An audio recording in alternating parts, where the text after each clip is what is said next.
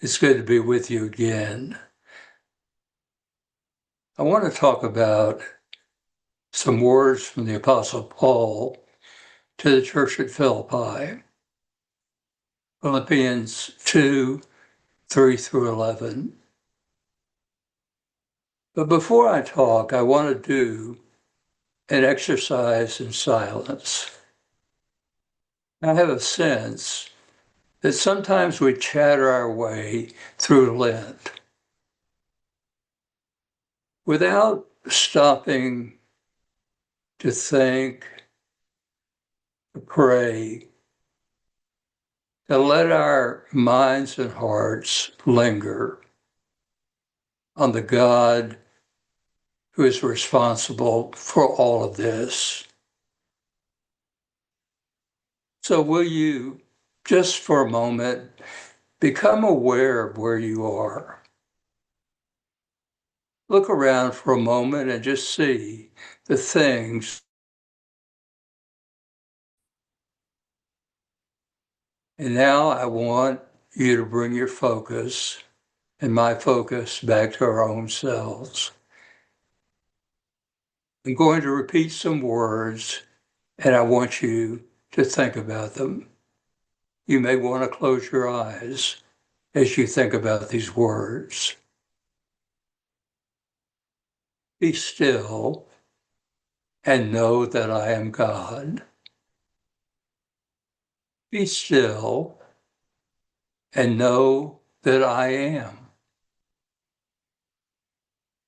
Be still and know that I.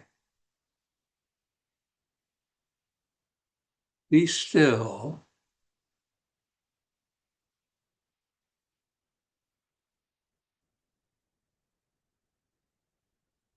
Be.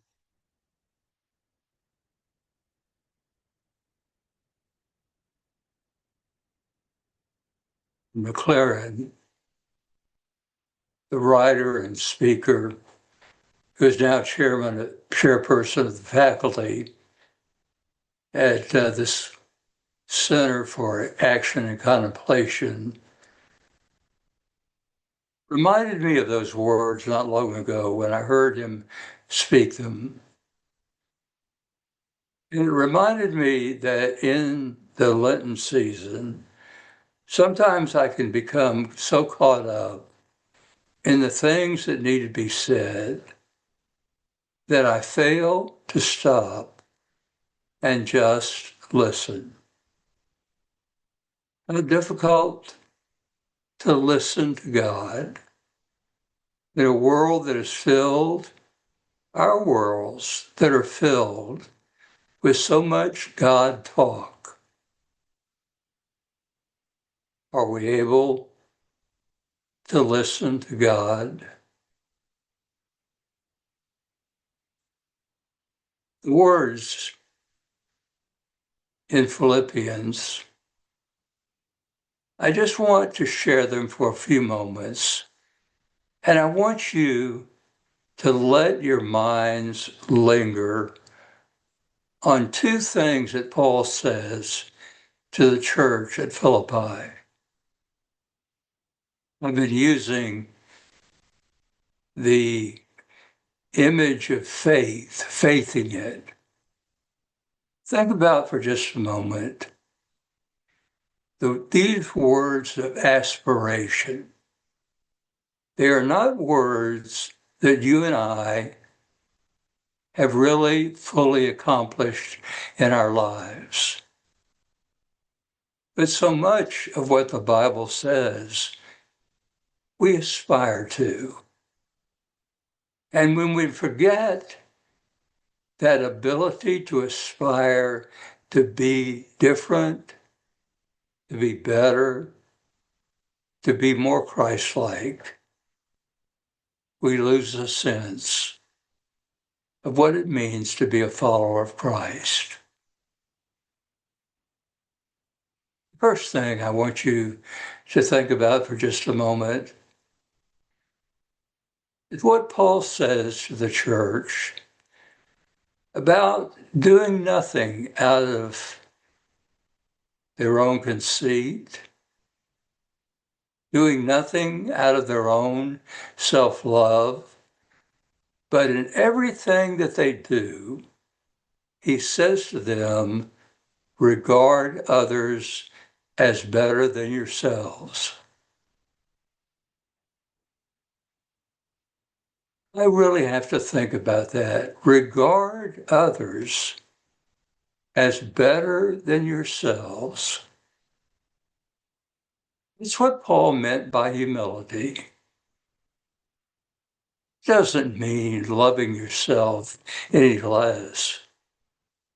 In the great commandment that Jesus gave, the second part of it was love your neighbors as you love yourselves.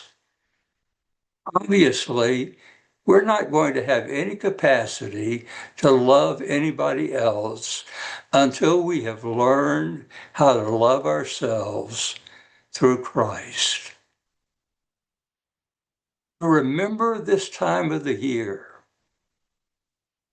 the enormous gift of grace that God gave us in the sacrifice to be attentive, to be present to other people.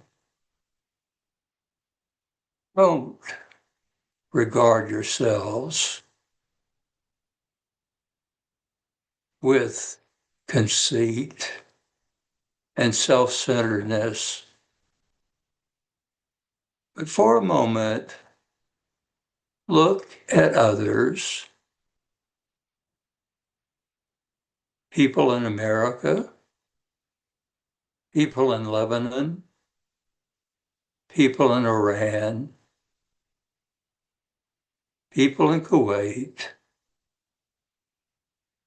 all children of God. Let's never consider ourselves as better than anyone else. The second thing Paul said to aspire to, he said, one day every tongue will confess and every knee will bow to Jesus Christ and to the glory of God the Father. It hasn't happened yet. It's an aspiration. Maybe one day, in whatever way people find their faith. For those of us who are followers of Christ, maybe one day, even our knee will bow and our tongue will confess that Jesus Christ is Lord, to the glory of God the Father. I want to think about those things during this Lenten season. I want to listen. Be still and know that I am God. Amen.